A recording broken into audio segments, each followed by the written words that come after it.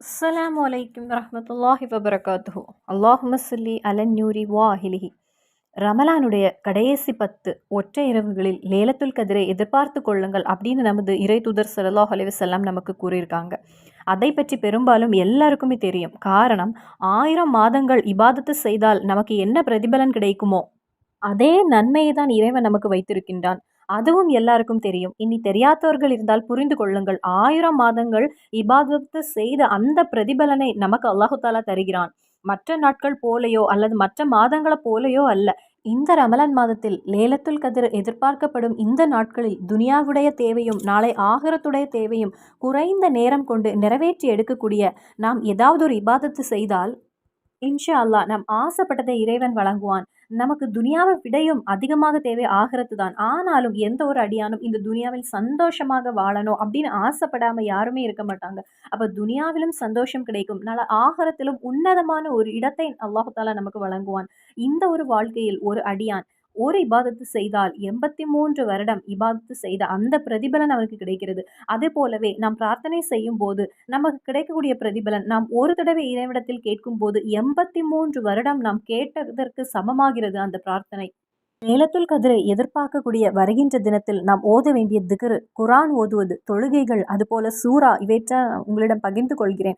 அதே போலவே நாம் ஓத வேண்டிய முக்கியமான ஒரு திக்ரை நான் சொல்றேன். நமது ஆசைகளை நிறைவேற்றி தரக்கூடிய திக்ர். அந்த திக்ரை நீங்க 100 தடவை ஓதினால் இன்ஷா அல்லாஹ் நமக்கு என்ன ஆசை இருந்தாலும் சரி, துனியாவிலும் ஆகிரத்திலும் நிறைய ஆசை உண்டு. துனியாவிலும் நமக்கு சந்தோஷமாக வாழ வேண்டும், நாளை செல்ல இருக்கின்ற ஆகிரத்திலும் நமக்கு சந்தோஷமாக வேண்டும். அதற்கு நாம் செய்ய வேண்டியது இறைவனிடத்தில் அதிகமாக நெருங்க வேண்டும். இறைவனின் ஒரு உதவி இல்லாமல் நமக்கு எந்த காரியமுமே நடந்து கிடைக்காது. நிறைய பேர் வீடியோக்கு கீழே கமெண்ட் அனுப்புகிறாங்க. திக்ர் மட்டும் ஓதிக்கொண்டு வீட்டில் இருந்தால் பணம் செல்வம் வருமா என்று, தொழுகை மட்டும் தொழுது கொண்டு வீட்டில் இருந்தால் பணம் செல்வம் கிடைக்குமா என்று, சலவாத்தை மட்டும் ஓதிக்கொண்டிருந்தால் பணமும் செல்வமும் ரிஸ்க்கும் நமக்கு கிடைக்குமா என்று. எந்த ஒரு அடியானிடமும் நீங்க உழைக்க வேண்டாம், நீங்க முயற்சி செய்ய வேண்டாம் அப்படின்னு யாருமே சொல்லல. முயற்சி செய்ய வேண்டும், கண்டிப்பாக உழைக்க வேண்டும். ஆனால் நாம் எதை செய்ய தயாரானாலும் இறைவனின் ஒரு உதவி வேண்டும். நாம் அதிகமாக முயற்சி செய்யாமலேயே இறைவனின் ஒரு உதவி நமக்கு இருந்தால், அதில் நமக்கு பரக்கத் இருந்தால், நமது வாழ்க்கையில் நாம் எவ்வளவோ வெற்றி அடைந்து விடலாம்.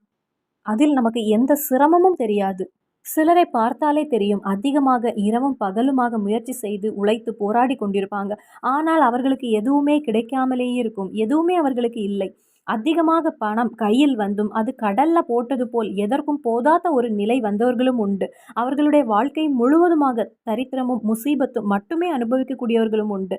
அதையும் நாம் பார்க்கிறோம். இது எல்லாமே அல்லாஹு தாலாவின் ஒரு உதவி அவர்களுக்கு கிடைக்காததினால்தான்.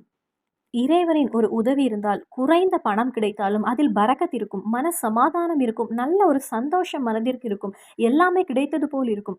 அதற்கு வேண்டி இறைவனிடத்தில் நாம் நெருங்குவோம். அதுபோல நாம் ஒரு தொழுகை தொழுது இந்த ஒரு திக்ர ஓதி 100 தடவை ஓதினால் துனியாவில் என்ன ஆசை நமக்கு இருந்தாலும், அதே போலவே ஆகிரத்தில் நமக்கு என்ன ஒரு ஆசை இருந்தாலும், நாம் ஆகிரத்தில் நாம் நுழைய வேண்டியது, முதலில் நாம் நுழைய இருக்கக்கூடியது கபராகும்.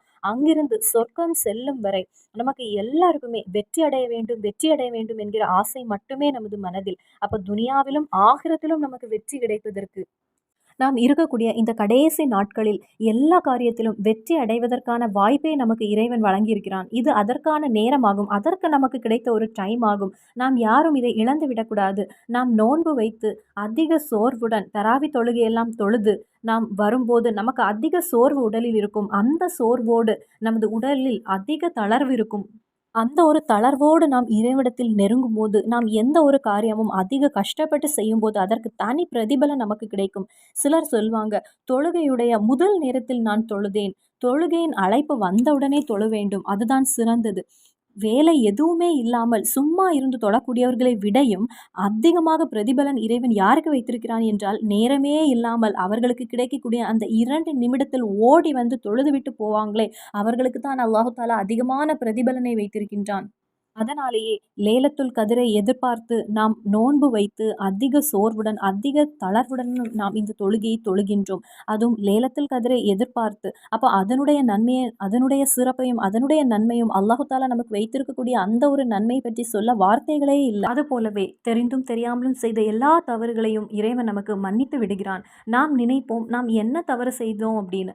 ஆனால் ஒவ்வொரு நிமிடமும் நாம் தவறு செய்து கொண்டே தான் இருக்கிறோம். நமது கண்களை கொண்டு நாம் தவறு செய்கிறோம், நமது நாவை கொண்டு நாம் தவறு செய்கிறோம். அப்படி எல்லா காரியத்திலும் நமக்கு தவறுகள் என்பது வந்து கொண்டே இருக்கும். அதனாலேயே தான் ஒவ்வொரு நேரத்திலும் அதிகமாக இஸ்திக்ஃபாரை நீங்கள் தேடுங்கள் அப்படின்னு நமக்கு அதிகமாக கூறுகிறாங்க. அதிகமாக அஸ்தக்ஃபிருல்லாஹில் அலீம் என்பதை நாம் இந்த நாட்களில் அதிகப்படுத்த வேண்டும். அப்போ நாளைய தினம் இந்த ஒரு தொழுகை தொழுதால் நமக்கு 83 வருடம் இபாதத்து செய்த கூலி கிடைக்கிறது. அதுபோலவே அதிகமான சிறப்பு நமக்கு உண்டு. இந்த ஒரு தொழுகையை நீ எப்படி தொழ வேண்டும்? சாதாரணமாக சுன்னத்து தொழுகை தொழுவது போல் தொழுது கொள்ளுங்கள். முதல் ரகாத்தில் ஃபாத்திஹா சூராப்பின் 7 தடவை குல் ஹு அல்லாஹு அஹது அந்த சூறாவை நீங்கள் ஓதிக்கொள்ளுங்கள். குல் ஹு அல்லாஹு அஹது என்பது ஓதுவதால் என்ன சிறப்பு என்பது எல்லாருக்குமே தெரியும். நமக்கு எவ்வளவு சிரமம் இருந்தாலும் அதையெல்லாம் நமக்கு போக்கி தரக்கூடிய சூறாவாகும். அப்போ குல் ஹு அல்லாஹு அஹது என்பதை தாராளமாக அதிகப்படுத்த வேண்டும் நாம் இருக்கக்கூடிய இந்த நாட்களில். முதல் ரக்காத்தில் ஃபாத்திஹா சூராப்பின் 7 தடவை குல் ஹு அல்லாஹு அஹது என்பதை ஓதிக்கொள்ளுங்கள். இரண்டாவது ரக்காத்திலும் அதே போலவே ஃபாத்திஹா சூரா ஓதிவிட்டு 7 தடவை குல் ஹு அல்லாஹு அஹது என்கிற சூறாவை ஓதிக்கொள்ளுங்கள். சாதாரணமாக எப்பொழுதும் தொழுவது போல் தொழுது சலாம் கொடுத்து கொள்ளுங்கள்.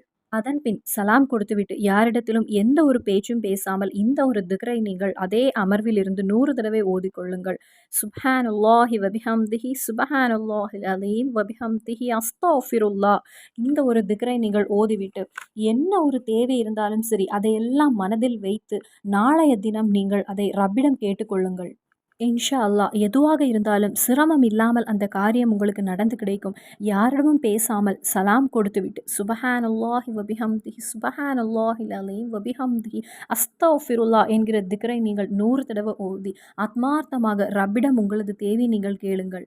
அதுபோலவே ரமலான் மாதத்தில் 3வது பத்தில் நாம் ஓதுகின்ற அல்லாஹும்ம இன்னக அஃபுவன் துஹிபுல் அஃப்வ ஃபஃபு அன்னி இந்த ஒரு திக்ரை நீங்கள் 100 தடவை அதே இடத்திலிருந்து ஓதுங்கள். அதன்பின் உங்களுடைய தேவையை நீங்கள் அல்லாஹு தாலாவிடம் கேளுங்கள். கண்டிப்பாக அதனுடைய பிரதிபலனை அல்லாஹு தாலா நமக்கு வழங்குவான். அப்போ நாளைய தினம் நாம் ஒவ்வொருவரும் இரவில் இந்த ஒரு தொழுகையை நாம் தொழுது அல்லாஹு தாலாவிடத்தில் துவா செய்வோம். இன்ஷா அல்லாஹ். மறுபடியும் சந்திப்போம் வேறொரு வீடியோவில். அஸ்ஸலாமு அலைக்கும் வரஹ்மத்துல்லாஹி வபரகாத்துஹு.